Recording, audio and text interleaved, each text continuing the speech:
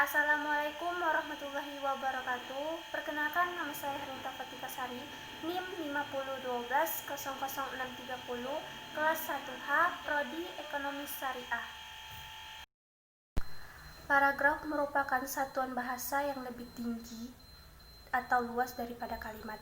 Paragraf yang tersusun dari sejumlah kalimat dengan satu ide pokok tertentu, yang disampaikan dengan kalimat utama dan didukung dengan kalimat penjelas.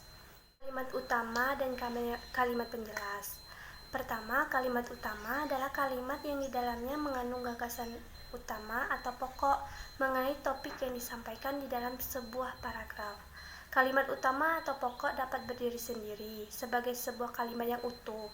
Umumnya, kalimat utama terletak di awal paragraf, namun dapat juga terletak di akhir paragraf dalam kalimat induktif. Kedua, kalimat penjelas adalah kalimat yang berisi uraian, penjelasan, ataupun rincian detail yang mendukung kalimat utama dalam satu paragraf.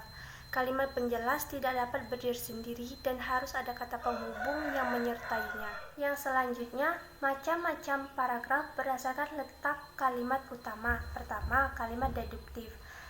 Kalimat utama yang terletak di awal paragraf. Yang kedua, paragraf induktif. Kalimat utama yang terletak di akhir paragraf. Yang ketiga, paragraf campuran. Kalimat utama yang terletak di awal dan di akhir paragraf. Selanjutnya, jenis-jenis paragraf berdasarkan tujuan. Ada 5. Yang pertama, paragraf argumentasi.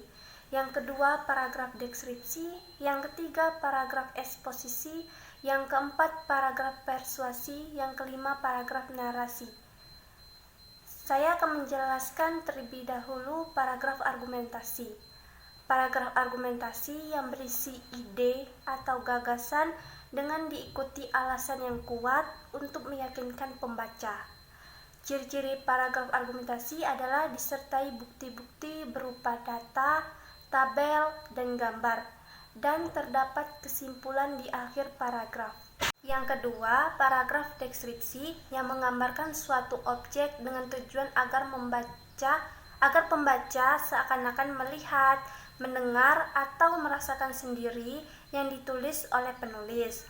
Ciri-ciri paragraf ini, penggambaran dijelaskan dengan kata-kata yang jelas dan objek dapat berupa orang, tempat, dan benda.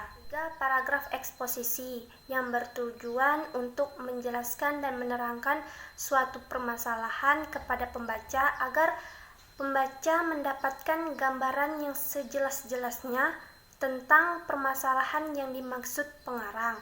Ciri-ciri paragraf ini bersifat informatif, terdapat penjelasan istilah dari topik dan terdapat informasi dan pengetahuan. 4. Paragraf persuasi yang bertujuan untuk meyakinkan dan memujuk seseorang atau pembaca agar menerima keinginan penulis. Ciri-ciri paragraf ini terdapat bukti dan fakta yang memengaruhi pembaca dan menggunakan kata-kata ajakan seperti ayo, mari,